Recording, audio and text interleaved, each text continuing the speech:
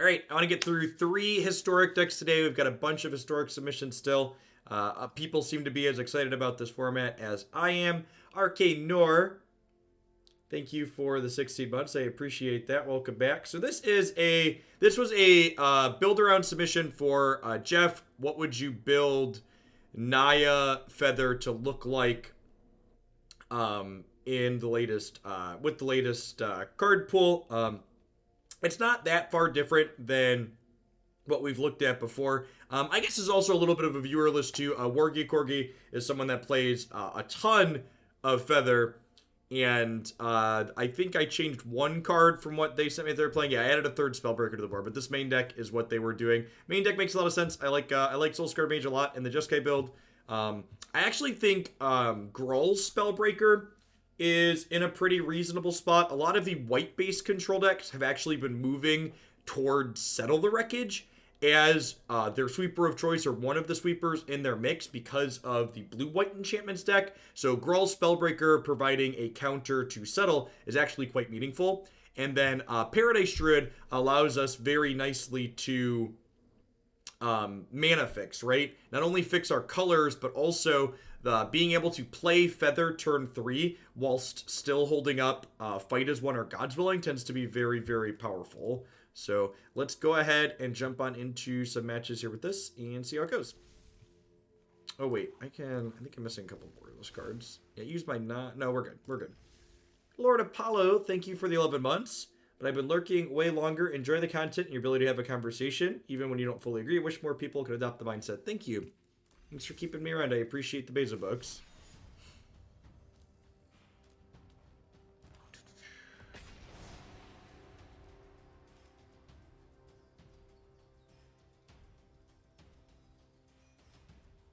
And things are true. People asking about the next open.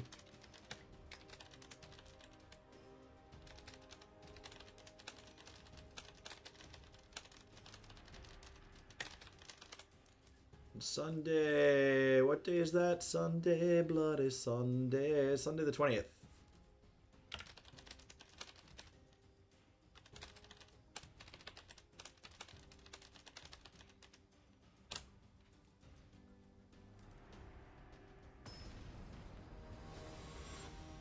Trump outraised Biden by 25 million in July. Because of that, I've pledged that for every dollar I spend on my hobby, I will send one to Act Blue. Put this towards your favorite red, white, and blue deck in honor of what hopefully America can be again. Thanks for your support into the Frozen Sky. Sounds good. I appreciate the biddies. Yeah, it'll be interesting.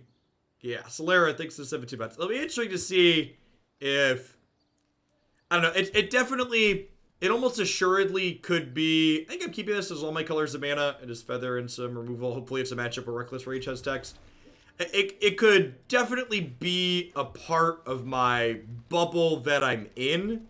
But, like, I really wonder how many people are already undecided about November, right? Like, are there really a lot of people out there that are still, like, on a fence? Like, I guess I understand advertising. Against this start, I think I'm just playing Naked Feather on 3 to start pressuring them. Sounds good, Uncle Jeff. I'll get that bumped up.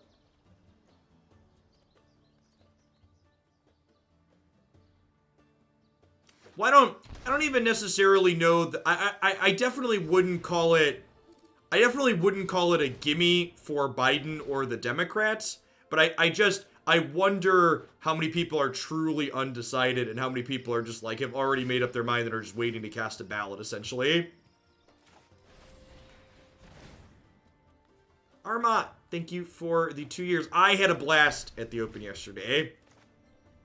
Had a really, really good time.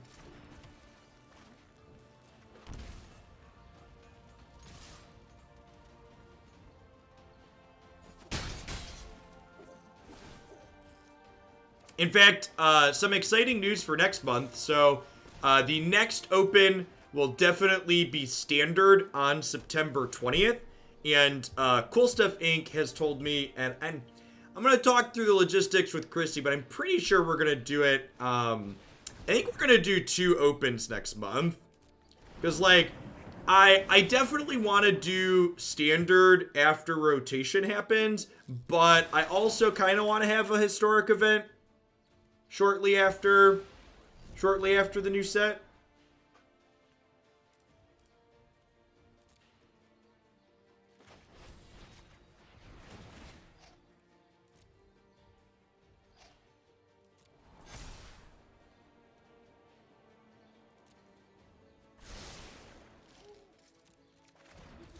So you'll note that I put a stop on their second main phase here. So this way I can get the Defiant Strike back at their end of turn.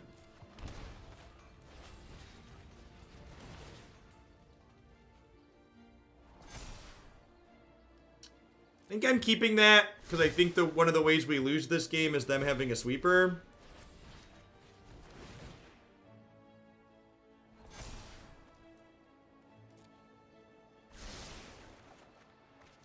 You definitely can, Lala the Witch. Thanks for the support, I appreciate it.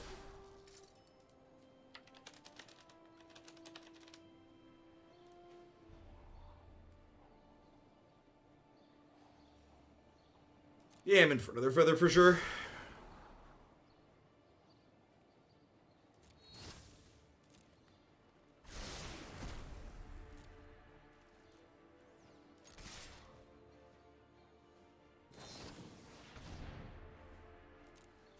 He's in. Yep.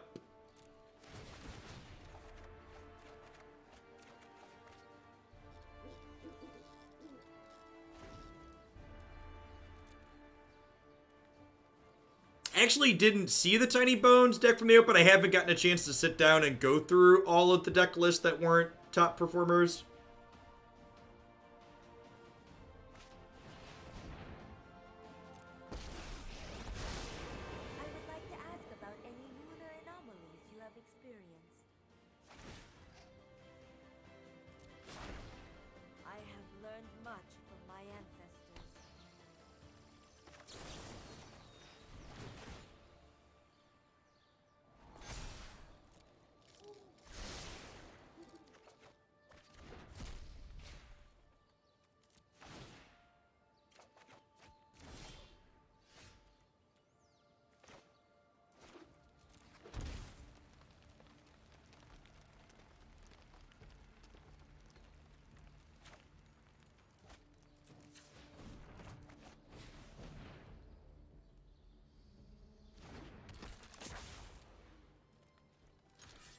Questing Beast is also an anti-fog card.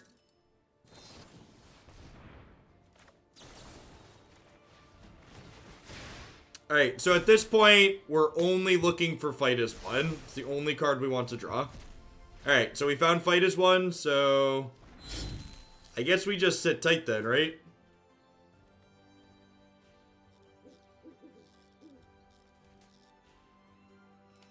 Let's get you a sword to go with that shield, Rufio. Thanks for the tier 2. I appreciate it. Drop me a DM and let me know, or drop me a message in chat, or DM and let me know what you'd like to bump up with the queue. Are we just spinning Reckless Rage here? I kind of don't need 2 Defiant Strikes, right? I think I want to keep 2 Reckless Rage for now.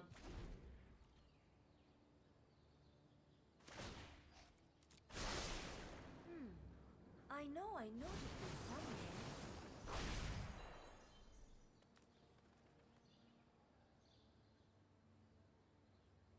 What's the opponent's deck trying to do? Set up Field of the Dead or possibly approach the second sun as a win condition?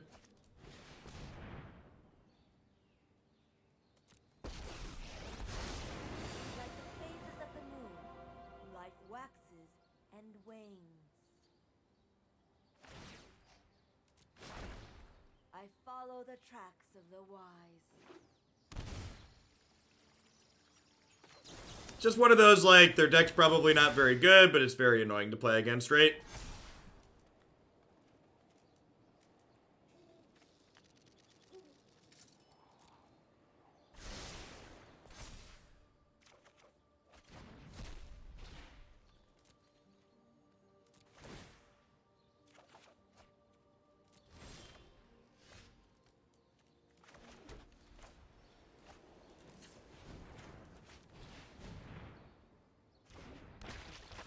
Sounds good, Von Hair. I'm excited to find out if Tiny Bones is a dumpster fire. Pretty sure all those bumps will put it into Wednesday. God Pharaoh's Gift sounds good, Rufio. I'm excited to get back to that one.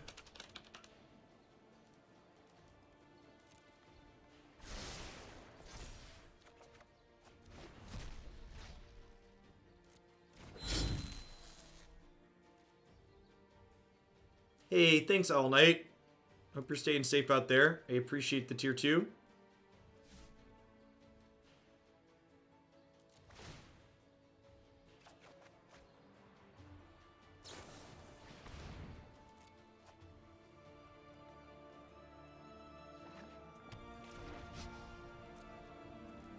Oh gosh, Settle is something I should probably think about, huh? Maybe I should put the Spellbreaker down. Speaking of. Help me out here on the opponent's deck. F is for fun, I is for inviting, R is for replayability. Yeah, like if they hit a Haze of Pollen here, yeah, so like, and again, like we're just like sitting here waiting to eventually get to do something meaningful because now Tamiyo's at 3, so they get to Haze of Pollen us next turn, and then the turn after that, they also get to Haze of Pollen again because Tamiyo gets to down tick.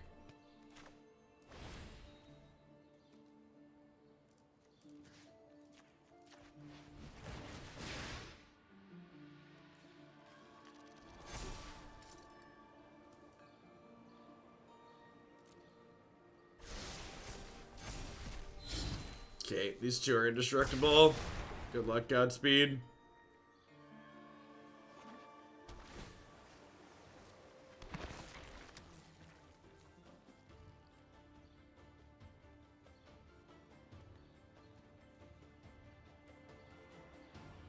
And again, like, I feel like we're ahead.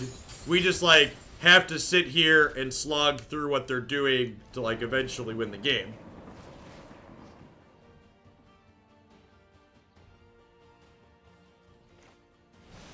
I think the current format's super reasonable right now, All Night.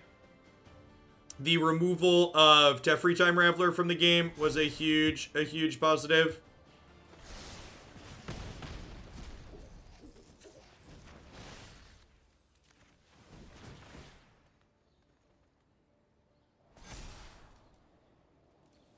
Pretty sure I'm just like looking for a backup indestructible spell here. And this is Uro. Here is why I kept the 2 Reckless Rages while discarding things like God's Willing and Defiant Strike. I basically just want to make sure my opponent's in a position where they're obligated to... I want my opponent to be obligated to cast Haze of Pollen every single turn.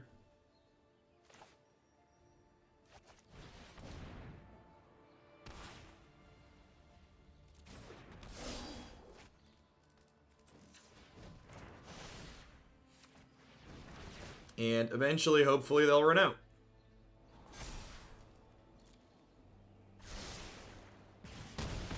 Yeah, we've played, like, so again, like, the opponent's archetype isn't an established good deck, right? Like I said, this matchup, it feels awful to play this, but, like, from a game theory perspective, like, we're actually winning. Like, we are definitely ahead right now. It doesn't feel good, but we're winning the game.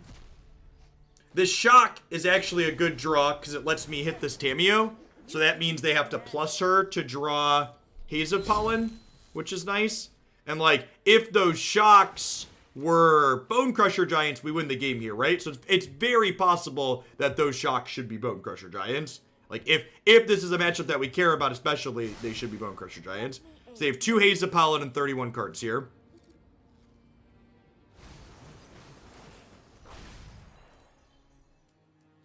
Okay. Swing and a miss.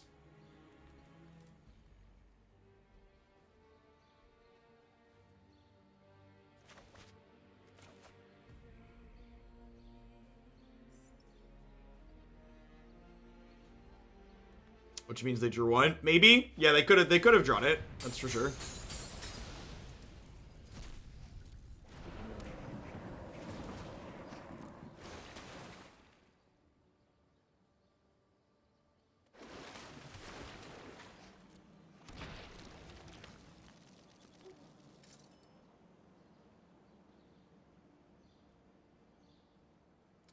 Do do do do do do do do do do do do do do do do do do do. Oh god, Wild Slash would be so good right now.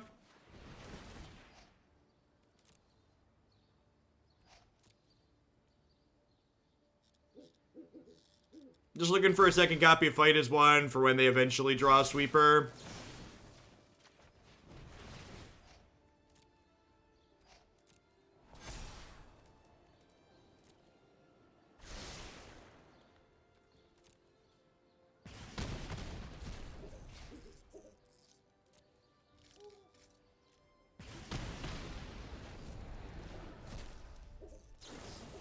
I'm gonna give this protection from black so it can attack through these zombies.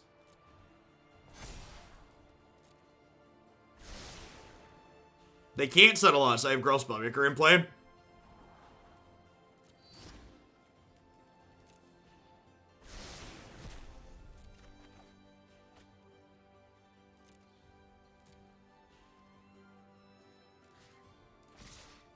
Survey says they did in fact draw the Haze of Pollen, and that's why they named Teferi Hero of Dominaria with Tamiyo. Oh, I tapped wrong for my Reckless Rage, huh? I should have tapped my Stomping Ground, instead I tapped a Sacred Foundry. I'm gonna draw the White Source here. Pretty in for that.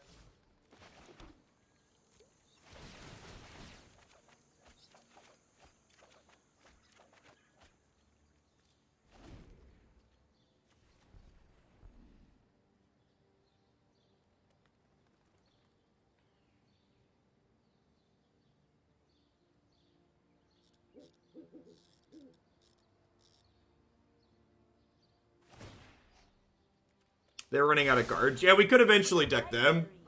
They have 25 cards in their deck. I have 35. Yeah, it's tough. Like, I don't know. As long as the opponent, like, if the opponent's archetype was like tier 1 and it was every third match, I'd be pretty annoyed with it. I guess that's not even true though, right? Like, if the opponent's deck was tier 1, I actually think the opponent's deck's a good example of something that's just not capable of being a tier 1 deck. Because if their deck is tier 1, every deck has Bone Crusher, Giant, Questing Beast, or counter spells to reach for, basically. Like, there's a lot of tools to make their deck unplayable. It's just, again, in large part because their deck isn't popular or good, those cards largely aren't worth adding to this shell, right?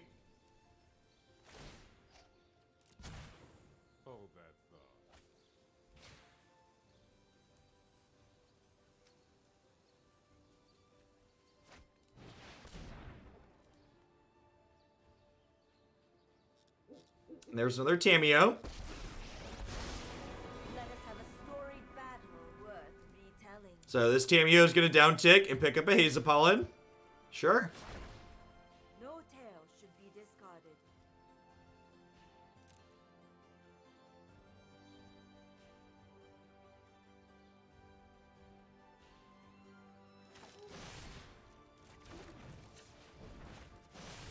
The application just loves leaving green mana up.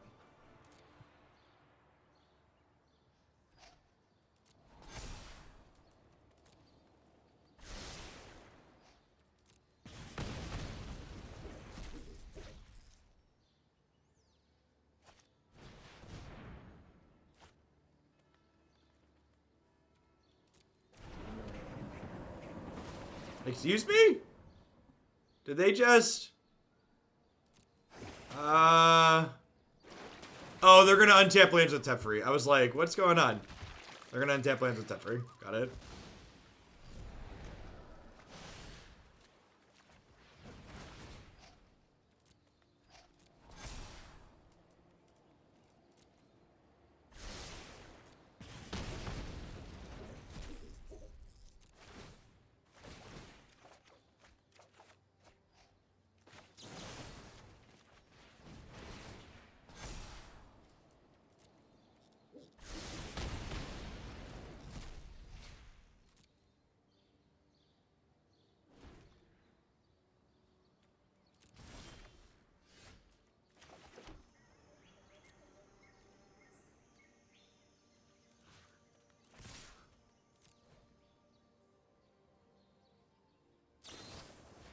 You think the tournament being double elim has a meaningful effort on win rates as opposed to traditional tournament? D. Bryant, I'm going to pose you the same question I usually ask when people ask me for card recommendations, right? Can you tell me why that is? Instead of me telling you you're wrong, can you tell me why you're right?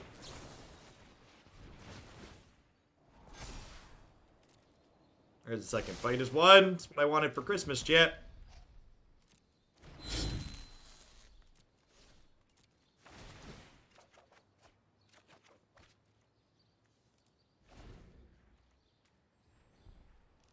Am I close second? No, I'm at 33 cards. They're at 18. They're going to deck way before we do.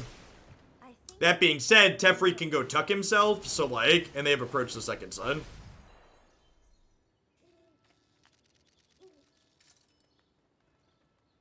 So they get to go to 29 here, but I can beat that, right? Ugin's a card I couldn't beat from this position, that's true. None of my protection beats Ugin.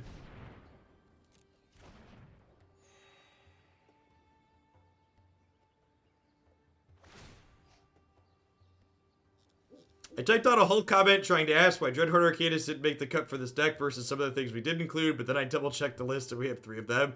God bless us, everyone.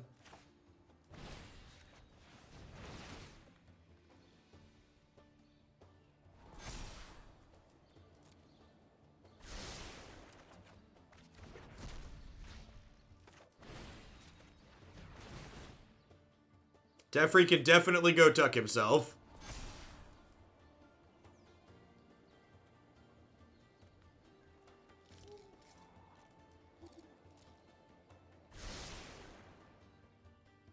Loop shock. You mean cast shock one more time?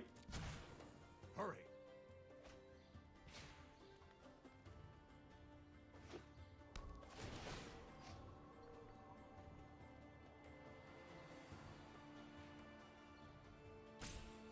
Oh, you target itself, and then you cast shock, and then you cast it and target itself? That's funny. Sure. That's technically a thing. Sure. Okay. I'll scry to an Arcanist. You're right. That's technically a thing we can be doing.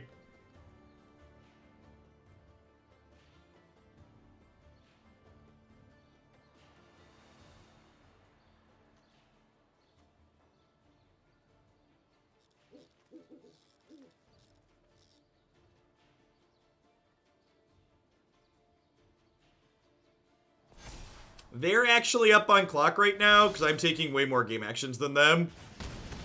Because me playing optimally involves me taking way more game actions. Which is unfortunate.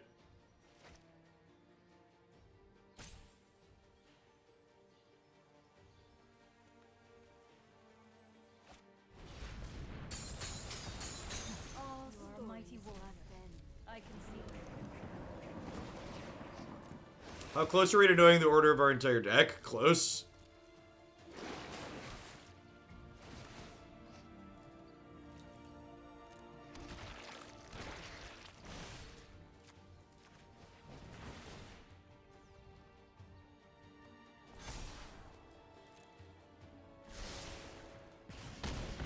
You play Soul-Scar Mage because it's a good 1-mana spell, not because of its static text. Its static text is something that, like, happens occasionally and can be relevant when it happens, but in general, that's not the reason you play the card.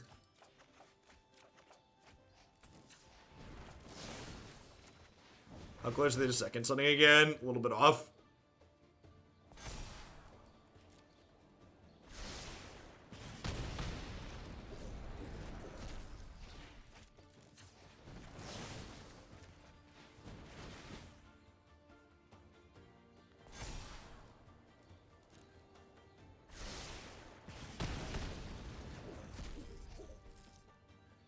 Alright, is this Haze of Pollen? If this is the 4th Haze of Pollen, I think we lose.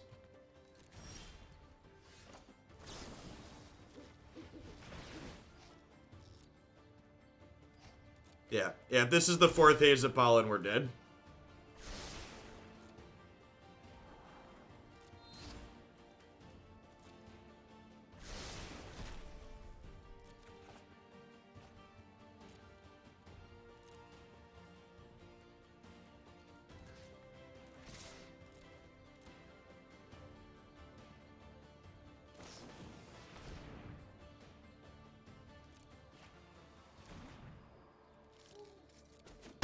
What a good use of 20 minutes. What a fantastic use of 20 minutes.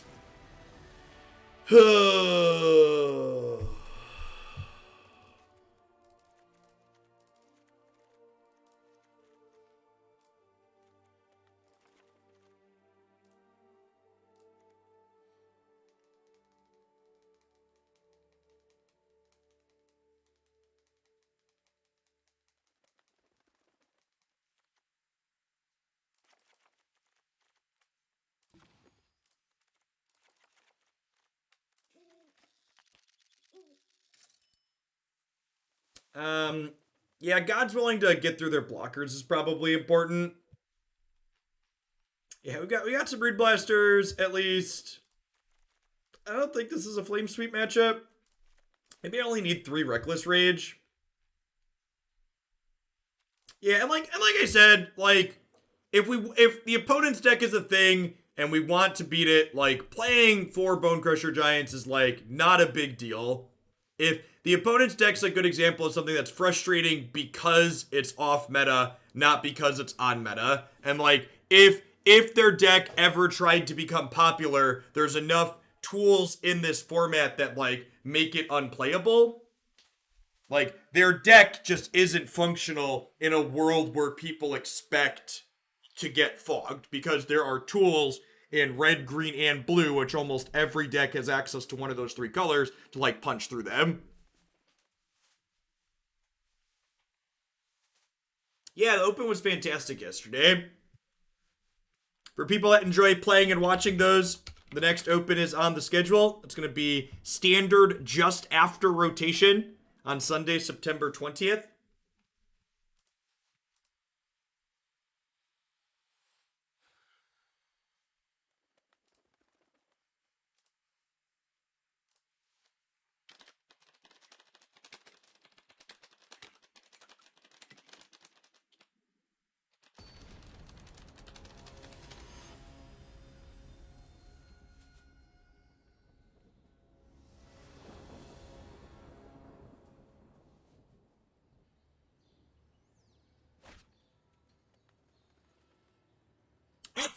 Encourage chat to like check out their history and not like condemn the set based on leaks that may or may not be real. Like, people keep talking about Landfall and acting like Landfall is related to Ramp, and like, for the love of God, go back and look at what Landfall cards are, you stupid zoomers. Like, I get that it's funny to crap on Wizards and like, haha, they're bad at their job and haha, everything's Ramp. But like, when you want to be critical, have your critiques and things you're being critical of based in reality. Most of the Landfall cards that existed in the past are aggressive cards. In the Landfall style cards that weren't aggressive, that saw play, like, they were Tireless Tracker, which wasn't really a Ramp card.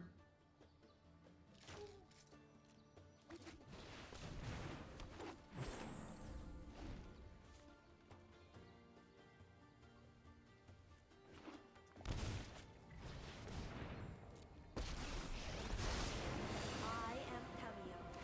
It is an honor to meet you. I know I noted this somewhere. There, Abrade, thanks for the half year. I appreciate that. King of the Cosmos went after rotation. Really, really hoping we see some things like King of the Cosmos after rotation. Kick it! So anyways, I started blasting.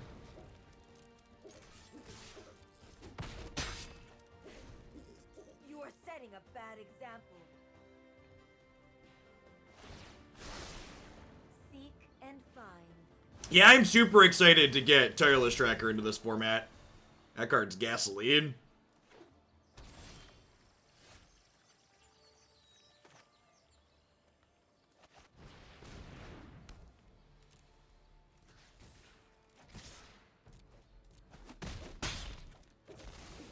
I have become too involved with my work.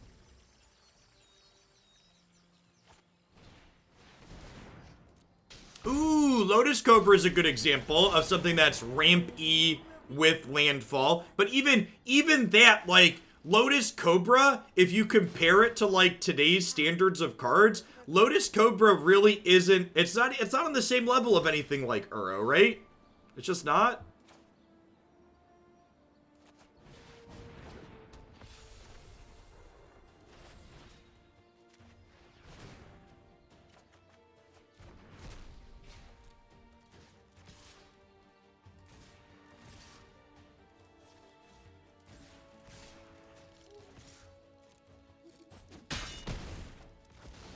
I have learned all I can here.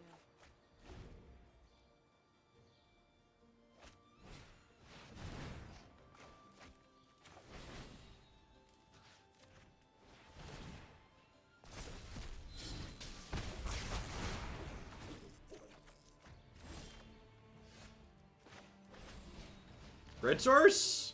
Red source? Rats.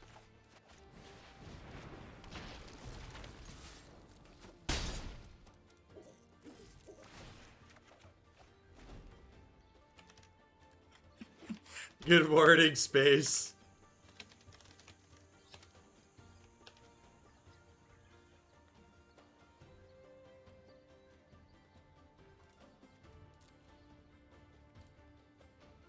Put a stop on their second main phase here so I can cantrip this Defiant Strike.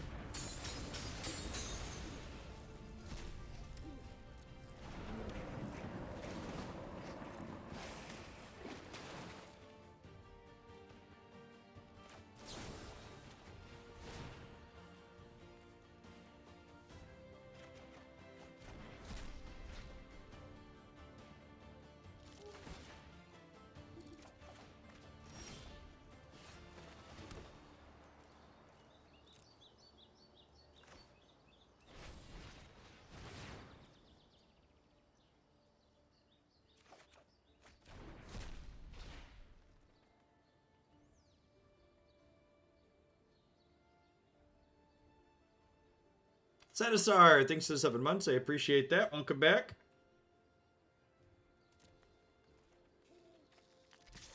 Yeah, there's a couple of cards that are programmed in Arena that aren't historic legal. There's like, they program some things for Momir. Like there's like Grizzly Bees and stuff like that. And Black Lotus and some Mox technically exist on the platform.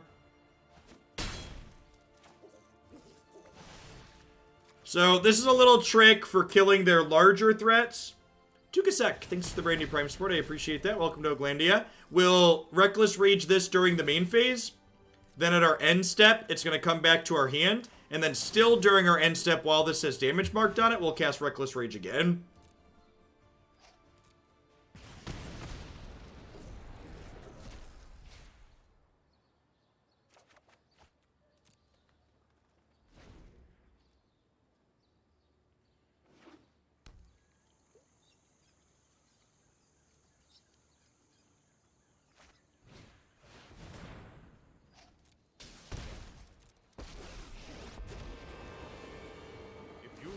No, Feather's trigger is not optional into the Frozen Sky. So, unfortunately, while Dreadhorde is good with Feather, if you already have stuff in the bin, you can't, Skip to the good part.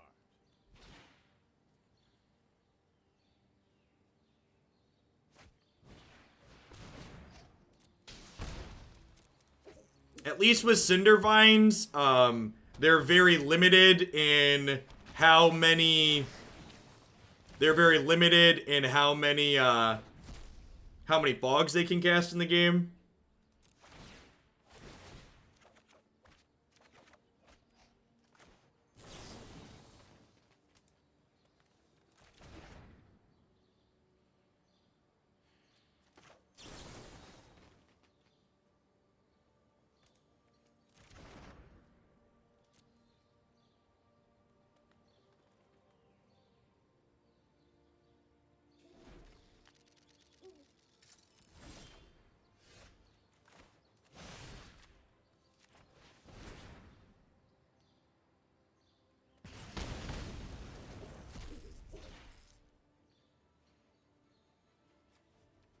I don't think I want to Ruinblaster this turn.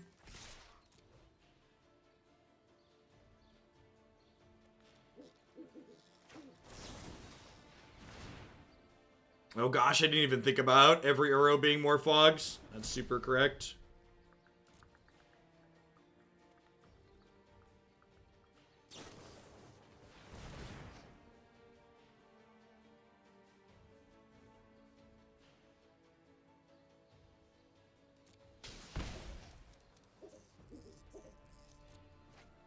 We're in the blockers phase already, right? So they messed up.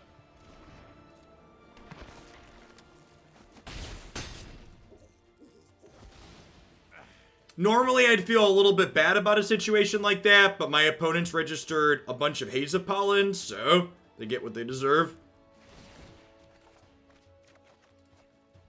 God bless America. It just didn't give me an opportunity to cast my thing there at end of turn. Was too slow putting the stop on.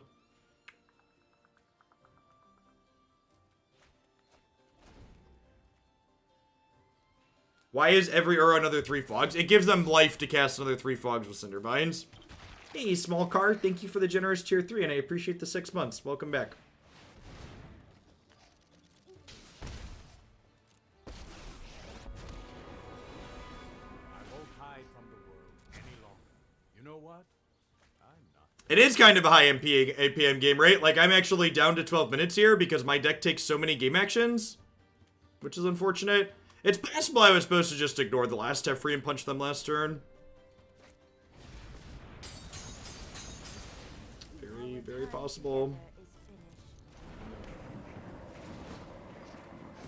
I probably should have just conceded this match from the start. This is the least fun I've had playing Magic since they unbanned Time Raveler. I feel like I'm kind of pot committed at this point, though.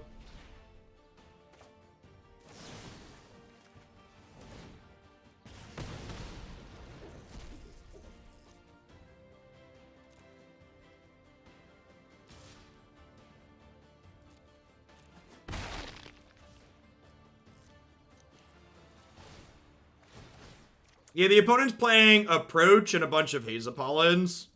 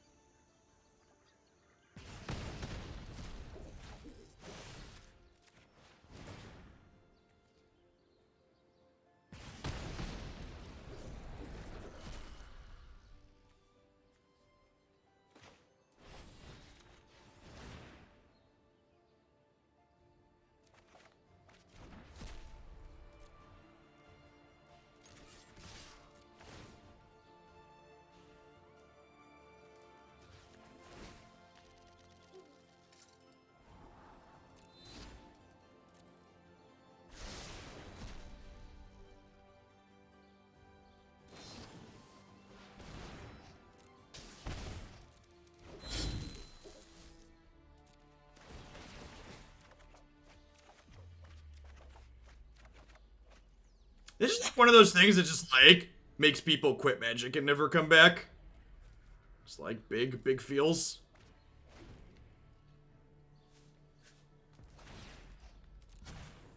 Keep up the pace.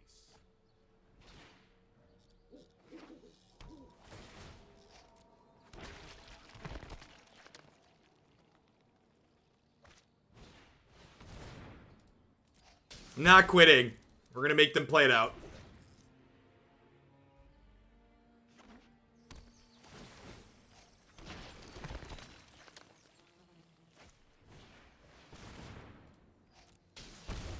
I left for months because of Nexus decks. Yeah, definitely agree. You're not alone.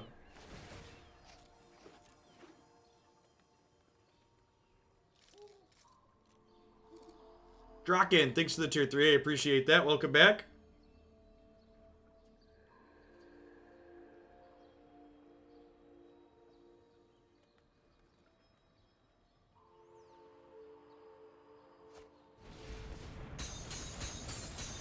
How long do you want to wait for?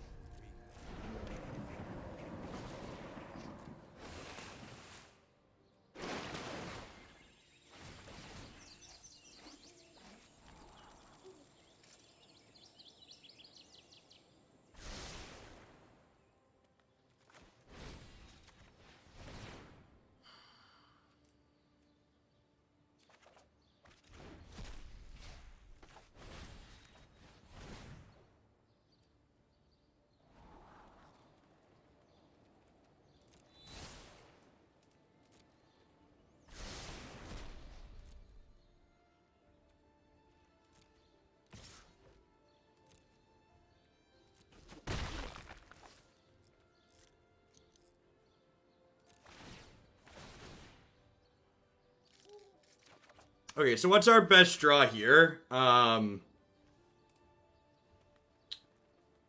District Legionnaire? Do I want to scry for 10th District Legionnaire?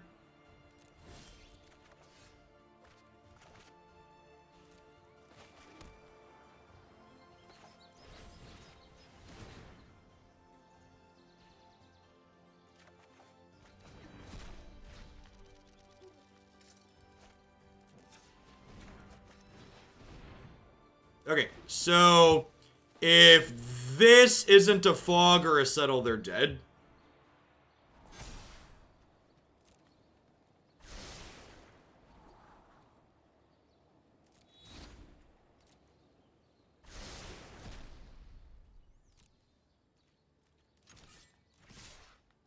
Because we have a God's Willing in the graveyard. It lets us give this pro blue.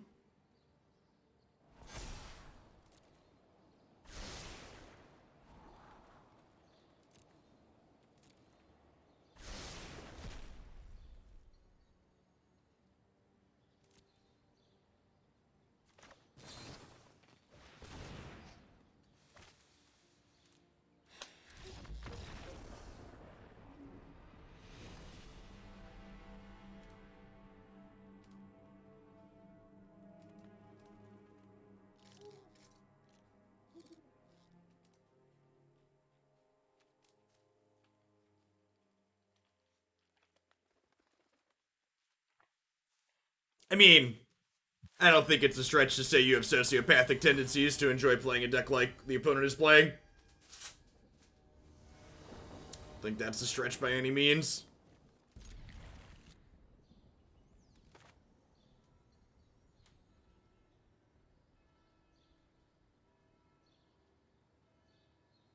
Thanks for the 21 months, Gasney. Welcome back.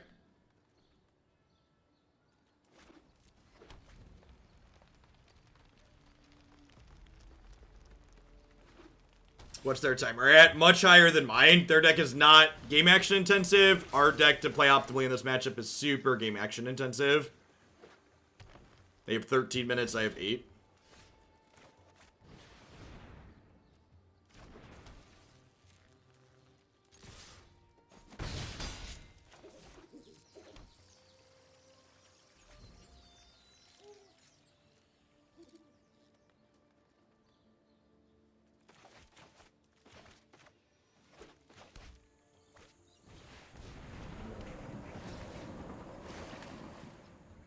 It's honestly more impressive that, like, I'm not more than 5 minutes behind.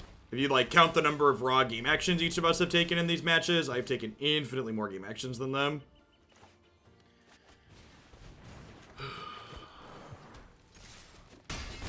Lord Apollo, thanks for 11 months. I appreciate it. Welcome back.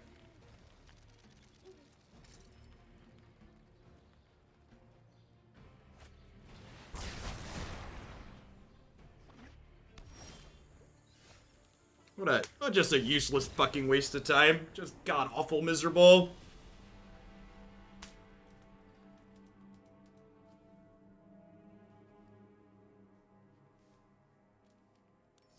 Just spent 45 minutes doing that.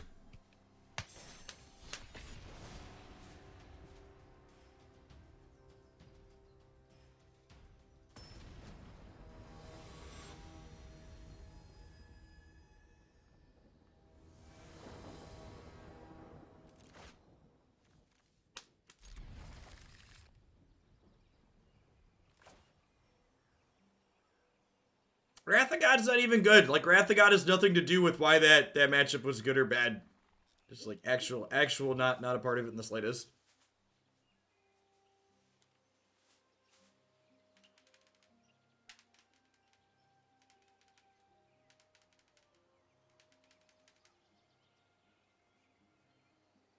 We're gonna try and shake it off. If I'm gonna be honest, I feel like turning the stream off. Because that's how those games feel. Very, very Nexus of Fate adjacent. Should have just conceded the match in game 1. It's frustrating. That's one of the most frustrating parts about Magic. Like, that's one of the things Runeterra does really well, is I don't I don't feel like Runeterra never makes me feel like that. Like that's the problem with what, that's the whole problem with what Teferi Time Raveler was, right? Like, you sit there and don't, like, you did all this stuff and none of it mattered, and you don't actually get to play the game. And then, like, when you mix that in with the fact, like, and then, like, you add that in, like, you think about, okay, well, how did we lose the third game? Well, then, on top of the first two games basically having nothing meaningful happen in them because my opponent just sat there and fogged a bunch, the third game was a non-game because Magic is Magic. So, like, I really feel like because of the amount of resource variance Magic has in it, there just isn't room to also have decks on top of that, like Nexus of Fate, Fog, Time Raveler, that, like, also make you feel helpless because the core game system itself makes you feel helpless so frequently. So, like, when you add helpless games in on top of the design of the base game design of you're helpless a lot of the time, it's just very frustrating. Big Z Wine, thanks for the 34 months. Welcome back.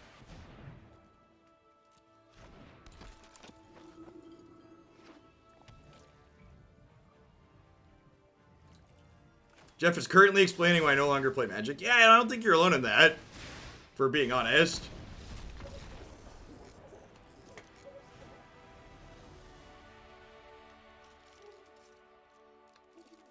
What's up, dude?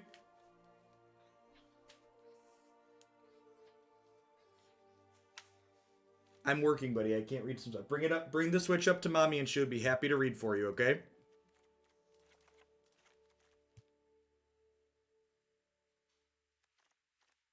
So we're just bringing in extra threats here. It looks like this opponent's playing something similar to New Perspectives from the Open. Just like looking to run them down, essentially.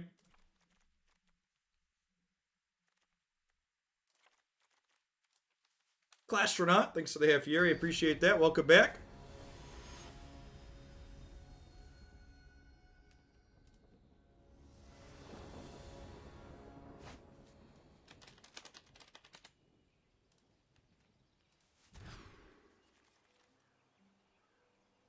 Reed does off his Switch. He just wants to pull up the Minecraft menu and, like, have me read what the objects are called in it to him. Which I frequently do when I'm not working.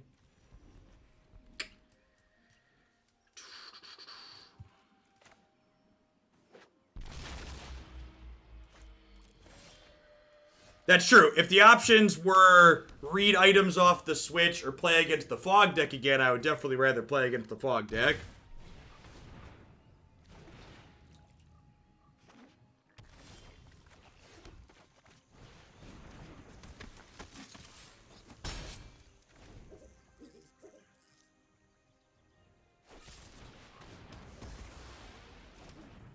Thanks to the pity slapper. Expose is a tough word. He's just, you know, I'm from Illinois, so I'm familiar with the crappy people from Illinois.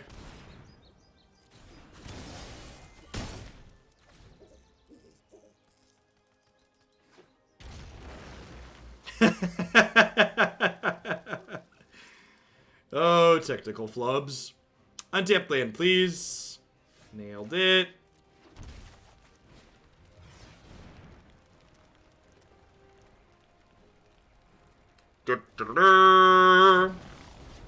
So anyways, I started blasting.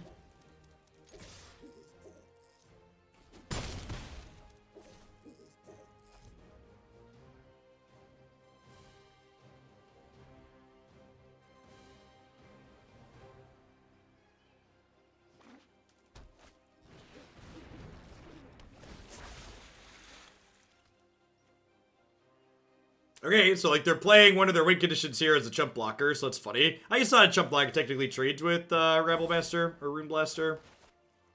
Whatever this dog's name is.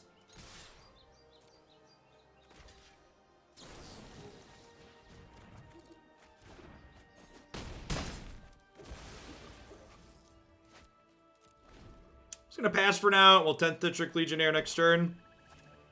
Alright, there's New Perspectives, but it doesn't do anything, right? Because they don't have 7 cards in their hand. It's one of the reasons why their archetype is a little tough to play. Because, like, you have to spend cards to stay alive, and if you spend too many cards, your combo doesn't work.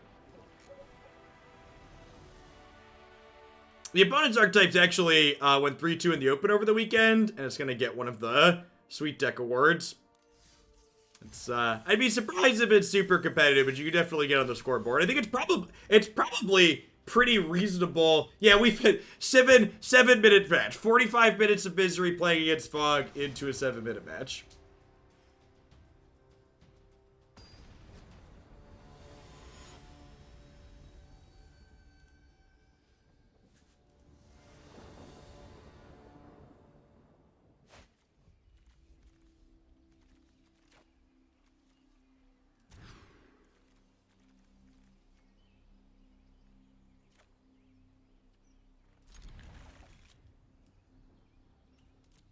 Again, kind of just hoping we picked the right choice here, and it looks like we did. So I bottomed my protection spell, hoping they weren't a removal deck, and kept my Reckless Rage, hoping they were a creature deck. It looks like we gambled correctly.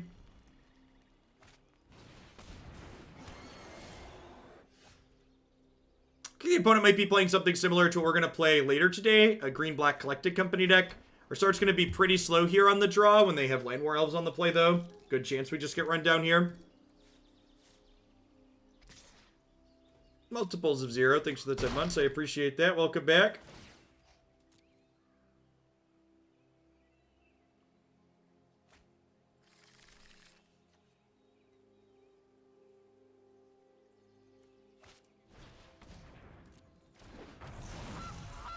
I'm glad you like it, MWO. It's definitely, Raid definitely contains some, predatory spending stuff in it, but, like, we all play Magic the Gathering, so, like, we're used to things having predatory spending things baked into them. So I remember when I did my first Rage-sponsored stream, there were a bunch of people that were, like, very upset that I would recommend Raid Shadow Legends because it has a gambling aspect to it with how you acquire characters from random shards. I was like, you're a Magic the Gathering player who's upset at the predatory practices of another, like, just the amount of cognitive dissonance and, like, mental gymnastics to justify the thing they, like, gambling is fun. That's just like the TLDR is just that's my feels on it. Like, they're definitely right. Raid is gambling the way it works, and they want you to spend money to buy loot boxes in it, but, like, Magic the Gathering invented the loot box, chat. Magic the Gathering invented the loot box.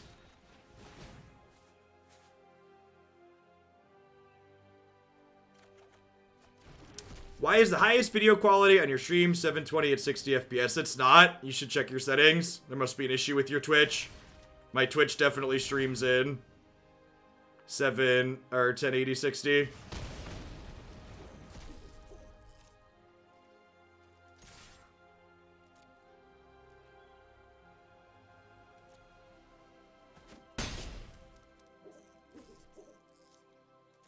Yes, correct. I was already playing Raid long before Runeterra. Runeterra on the other side of the coin is not predatory, which is also a nice aspect of it too. Like, genuinely good game, not predatory in the slightest.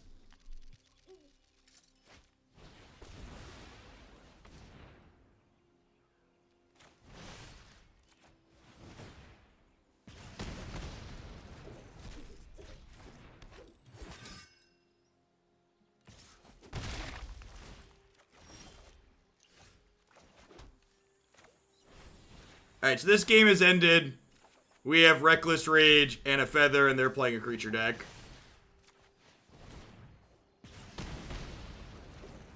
It's only the case when you're watching on mobile. It must be an issue with your mobile device specifically.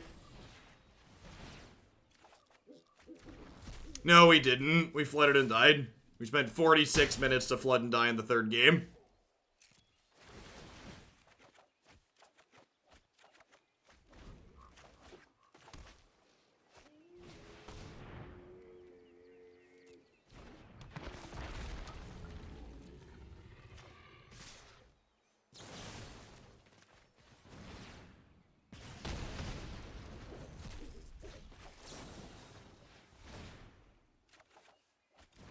So looking for a Soul-Scar Mage or another creature that can take a hit from a Reckless Rage.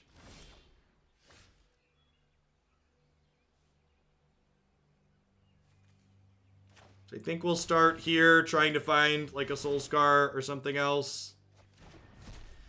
I think I unfortunately have to give up a Paradise Druid, huh? So we'll cast this. And then we'll run back that trick at end of turn where we go do this now. This happens, we'll attack. We'll attack with this. And then we'll get this back at end of turn. Yeah, I guess that's true. I could chump with it. This saves me having to discard an extra card, though, which is nice.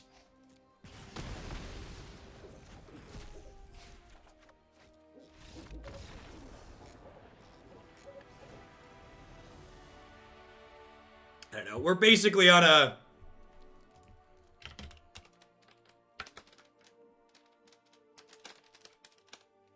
Thanks, Blitz Legend. I was gonna do that. Yeah, people have been asking about teamfight tactics since I started doing some Legends of Runeterra, and there was a bounty board post for for teamfight tactics, so I took that. We're gonna play that on Thursday at the end of the stream.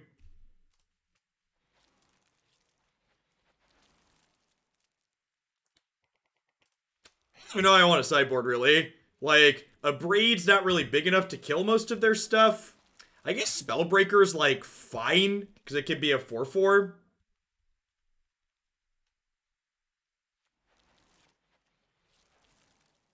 I guess Abrade kills the Garrick thing. Let's do that.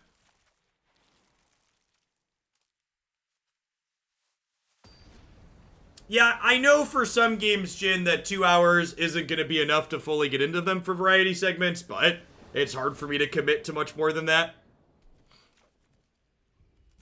A lot of good games have a lot more total gameplay than that, I'm aware.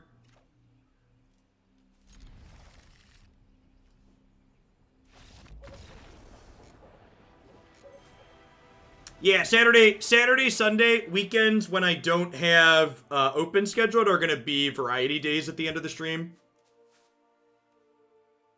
TFT, the smart move of offering you money to get them to play. I do like money. Big fan. Declan likes to eat.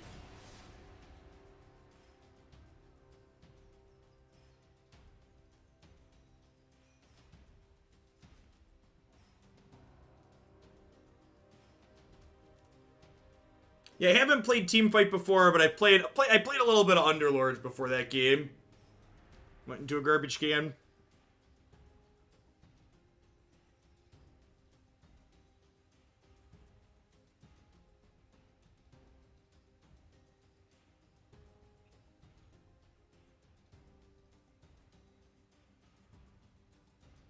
Yeah, relevant magic-related links are always welcome in chat.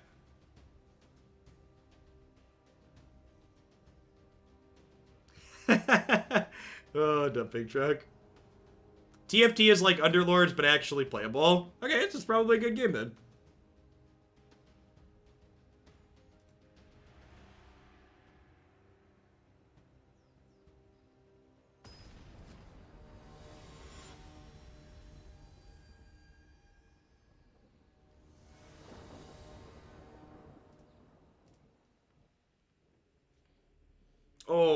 Let's shorten that one if you would, please. Does TFT have a mobile client? I'm pretty sure it does. Like 99% sure.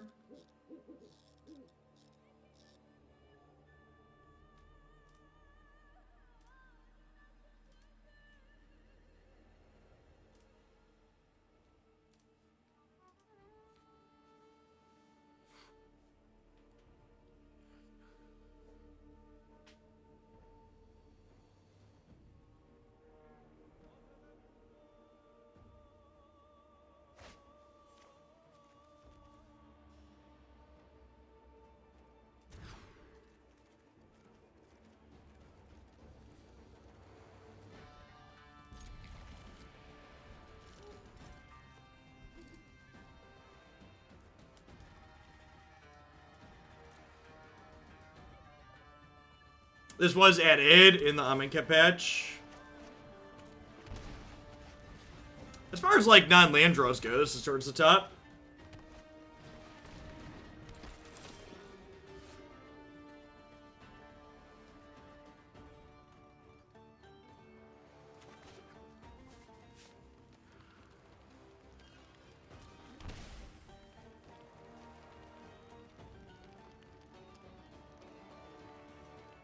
I'm probably just supposed to kill that, right?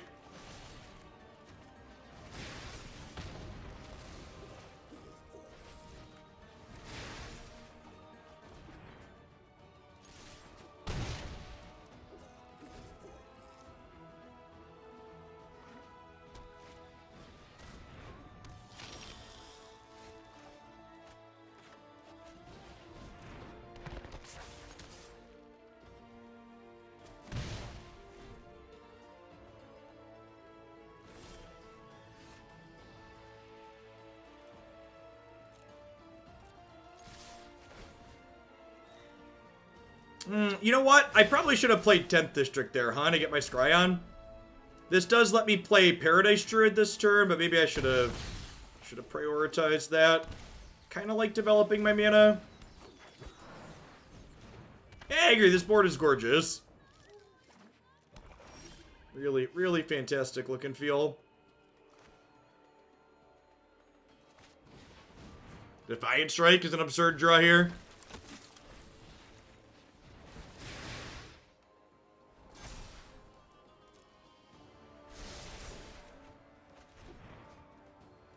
Okay, so they're like 100% in love with the Coco here, right? I think, like, I'm definitely attacking in there. I'm attacking everything except Paradise Druid there. Was my plan.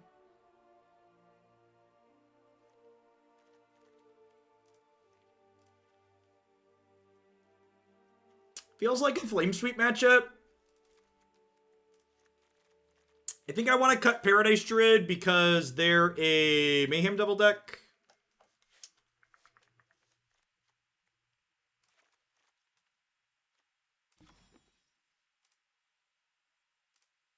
Yeah, I agree. I really wish they would copy Runeterra and sell me boards. And I could pick boards to put with my deck.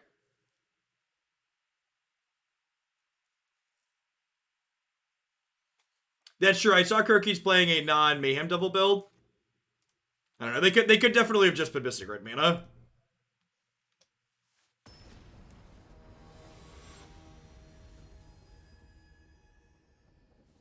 Sounds like Magic Anti-Trumpet.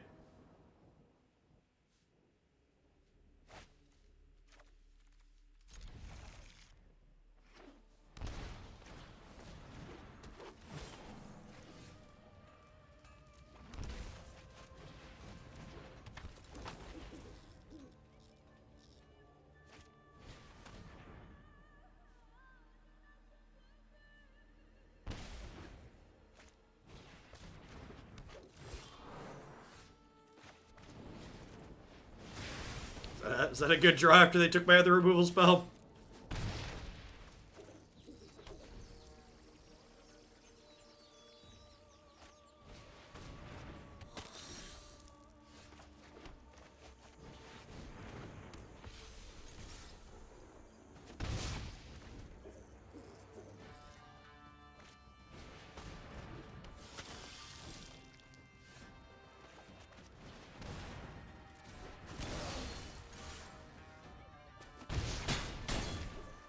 That's true. Paradise Druid is still less good when we're boarding in Flame Sweep, is also accurate.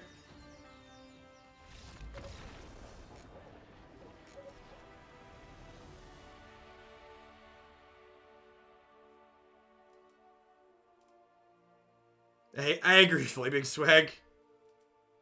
I don't know. Maybe it'll grow on me more as I play more Runeterra and stuff and, like, get more involved with it, but, like, some of the takes and, like, things that people believe in the Magic community, especially, like, and I feel like a lot of things like that is just, like, pretty boomerish attitudes. Like, they're just very set in their ways and they can't adjust anything new ever. The idea that the companion mechanic is, like, worse than Phyrexian mana is so wild to me.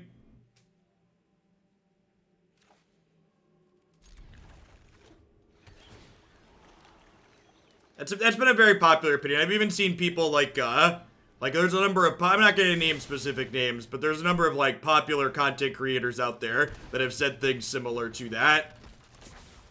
And just like could not disagree more.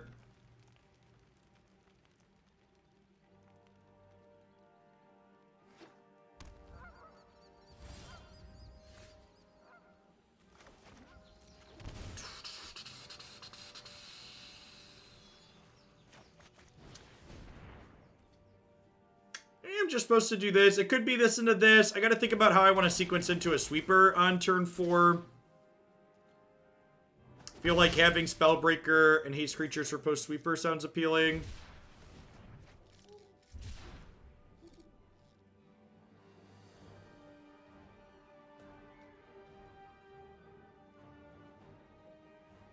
Yeah, I agree. Too many people, like, they just hate change so much that they're like, write off entire mechanics because, like, some of the details were wrong. Even Phyrexian mana had a number of cards that, like, were fine and even bad. Like, Spellskite, for example, I think is an excellent example of a really sweet Phyrexian mana card. Like, I think that design is neat and fine.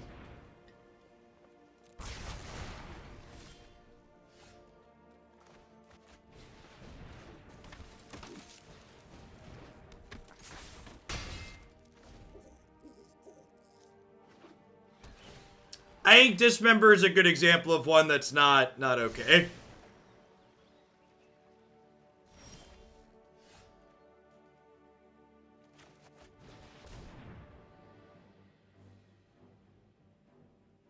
And for people that aren't familiar with Phyrexian mana lets you pay life instead of mana. So basically, Dismember is pay 1 mana and 4 life, give something -5/-5. It just breaks the color pie pretty hard because it gives any color access to something that's effectively hard removal.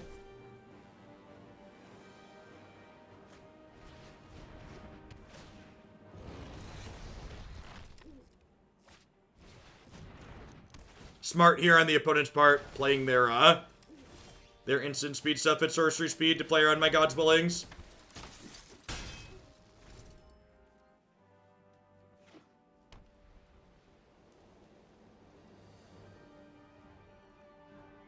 Thinking that Dismember is fine would be a mental misstep. I see what you did there.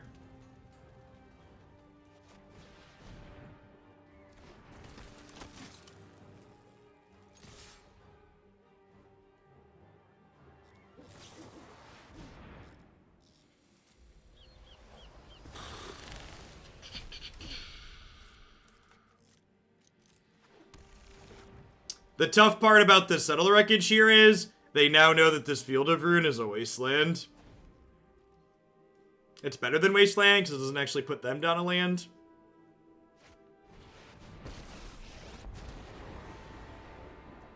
I've got them all figured. Yeah, the fact that you could use it in every deck was the problem, Moldy. That type of effect shouldn't be every deckable. So I think something like Spellskite being every deckable is far more okay because of the type of effect that it is.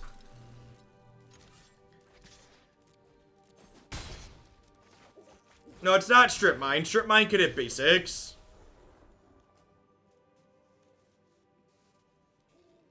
And we just hope they don't have a sweeper, and we hope to kill them next turn. I actually don't think the control matchup is that bad for this archetype. Post board, we get to cut a lot of our bad cards. They top something here, so I assume we're dead.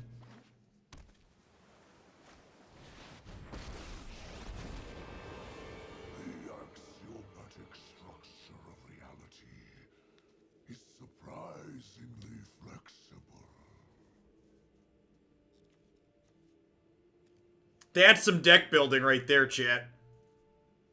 That is some deck building. Consider this warning. One Gruul Spellbreaker, please.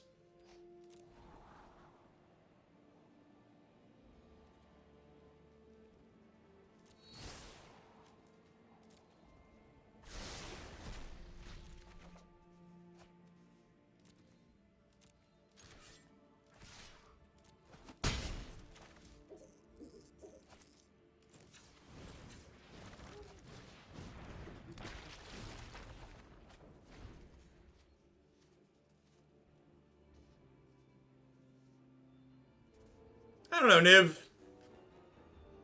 I think Birthing Pod was kind of an okay card because the decks that played it were green. Like if you look at the decks that actually ended up playing Birthing Pod, they pretty much all contained green mana. You didn't see Birthing Pod go into non-green decks. So even though you could like technically play it in anything, that's not how it actually worked out in practice, which I think makes it fine. I will destroy if I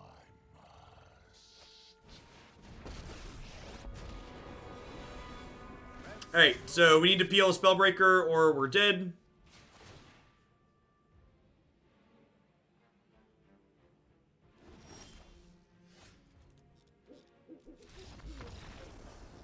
Yeah, they must be playing Ugin just to uptick. I mean, occasionally they're not going to have the enchantments in play, I suppose, right? But it looks like they're mostly just playing Ugin for the uptick effect, yeah. Reckless Rages and Shocks come out.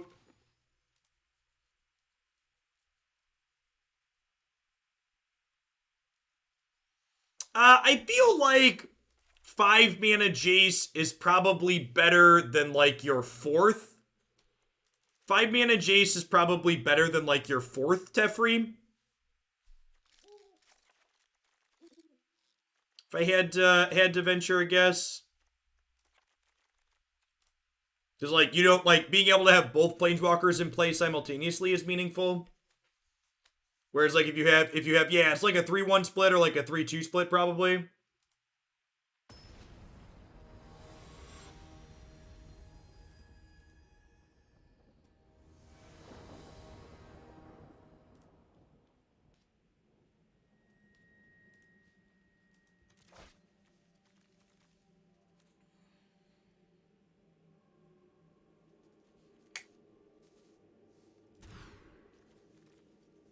Okay. This hand's got a curve. First hand had lands and spells, and we'd maybe keep it in a matchup where we needed to be more controlling, but against a control deck, we're the beatdown. I definitely am looking for a proactive play on turn 1 or turn 2. Just like we drew it up, chat. Did Jay see a lot of standard play? It's like a non-zero amount of standard play. I'm going to shock this in to play around Censor.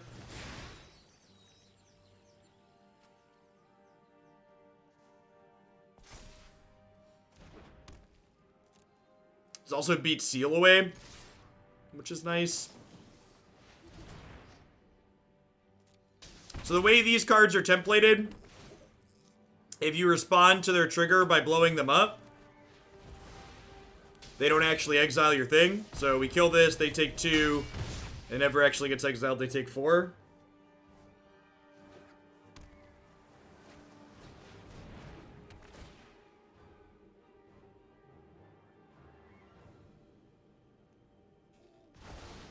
Thanks.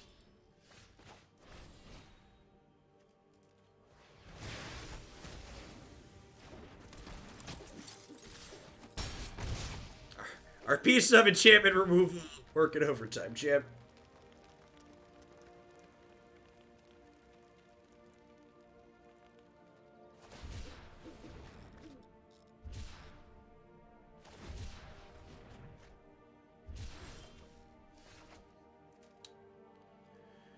Three.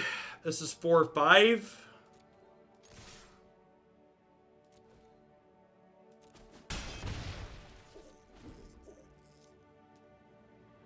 Why not shock in Feather? Because I don't have triple white.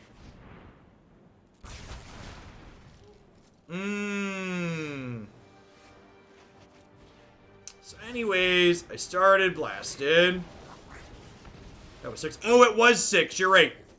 Because the storm, the prowess creature gets the bonus regardless. The prowess creature gets the bonus regardless. You're right.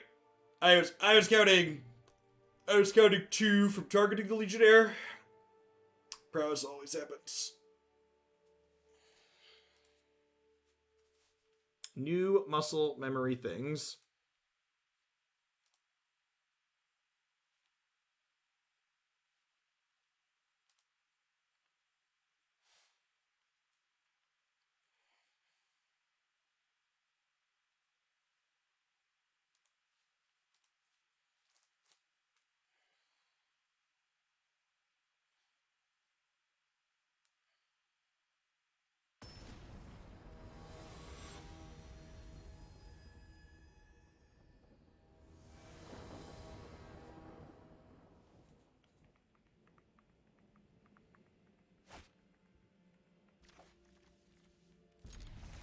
Shock land on 1, please.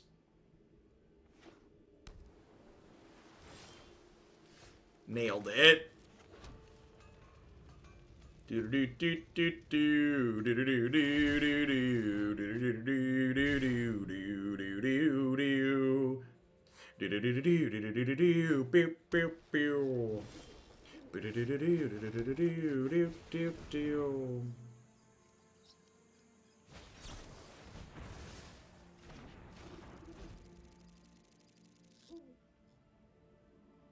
Hey, thanks for that fear, Rudy. Glad you're enjoying the Runeterra stuff. Yeah, I'll be back to mostly daily Runeterra stuff today. Schedule for the week is posted. I'm gonna be off all day tomorrow, not playing anything. I'm gonna play some catch up, recharge from the weekend. Anyone who enjoyed the Open, if you're interested in playing in the next one or just bookmarking on your calendar to watch, the 20th of September will be our next Oglandia Open.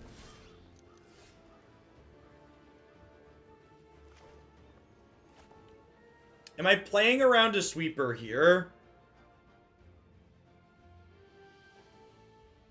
I feel like I just want to hit them for 6, right? Isn't that release weekend for Zendikar? Correct. I put my tournaments on release weekends. Because that's when people are most excited to watch people play Magic.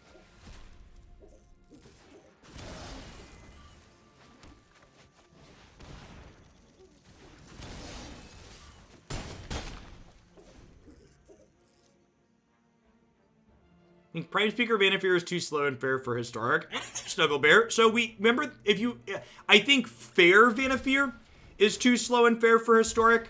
I think, if you remember the combo build that we played in Standard, I think there's a good chance that that's reasonable in this format. And that's something I'd be interested in exploring potentially.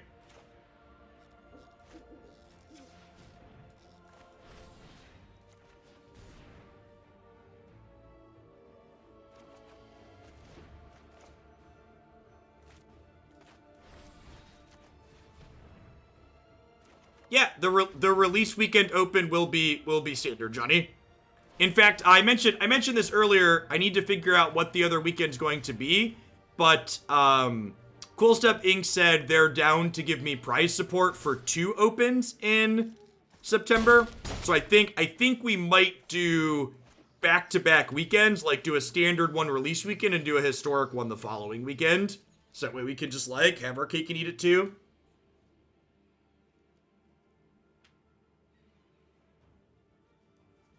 Hi, thanks for the 5 months. I appreciate that. Welcome back. Yeah, the marathon stream on Friday is a thank you for folks. I said I would do that as a bonus if we hit the Raid Shadow Legends promo goal, and we did on Saturday. Hit my 170 installs and I got my bonus.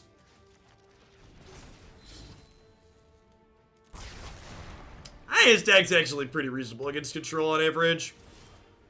Spin my experience at least.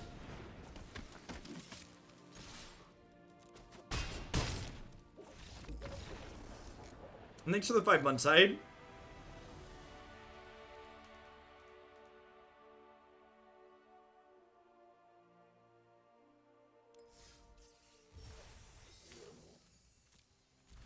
I still don't think I have a full set of M21.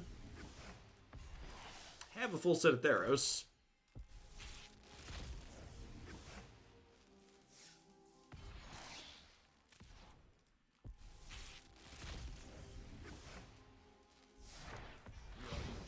Yeah, I agree. I'm a big fan of ending on a high note, especially with how that set started. Almost turned off the stream. The first match was so bad. glad we could finish out strong.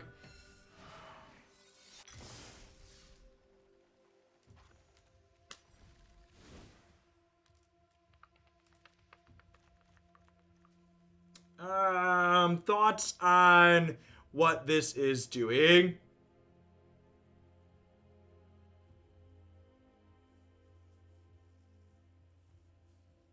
What was the first match? We played against Bant Fog in the first match, and I should have just conceded it in game 1, but then I got pot committed and we spent 46 minutes losing to a Fog deck. Which again, just to highlight the deck again, if you really want to beat the Fog deck, you have tools to beat the Fog deck. Turn these shocks into Bone Crusher Giants, play 2 more Bone Crusher Giants in your board, and you will literally...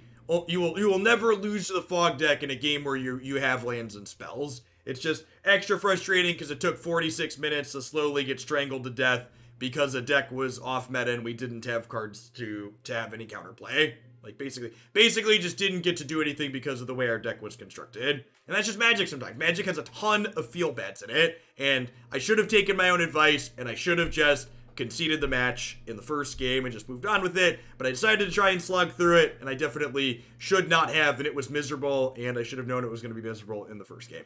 At any rate, I think I'm going to leave the Jeskai build up on my site as opposed to this Naya one. This one will go on the playlist, so it'll be like listed under. I think as long as there's not a Fog deck in the format, Charizard, there's just someone happened to be playing a Fog deck. They were like 89 or 90% on the Mythic ladder. They're probably just screwing around because they're a sociopath and enjoy it. But, you know, it is what it is. Different strokes for different folks. As far as Feather goes, I think I'm going to leave the Jeskai variation up on my site because I think as long as Field of the Dead is in the format, I think having more evasive threats is ideal. I do think that Gruul Spellbreaker probably makes this build, Naya, specifically better against Settle the Wreckage decks, which is something that is, like, Settle is seeing play again because of the blue-white enchantments deck, but the Jeskai build has Disdainful Stroke in the sideboard, so it's not just cold to Settle either. So I think in general I prefer Stormwing Entity and Dorat the perfect pet as opposed to the green cards. Apt is also very nice in this archetype. Like in a deck like this where you need both creatures and things to target those creatures with, having a card like Opt to smooth your draws is like a really big deal and very valuable. All right, at any rate, we're going to wrap up with that one, but don't go anywhere. Up next, we are going to kick the tires on the red-black Pyromancer deck that finished third, I believe, in the Open this past weekend. So don't go anywhere. Or, sorry, finished fourth. It was 7-2. Third was the Judge Sacrifice deck. I'm going to hit a quick ad roll. Back in just a few minutes with this one. Thanks for hanging out today, folks.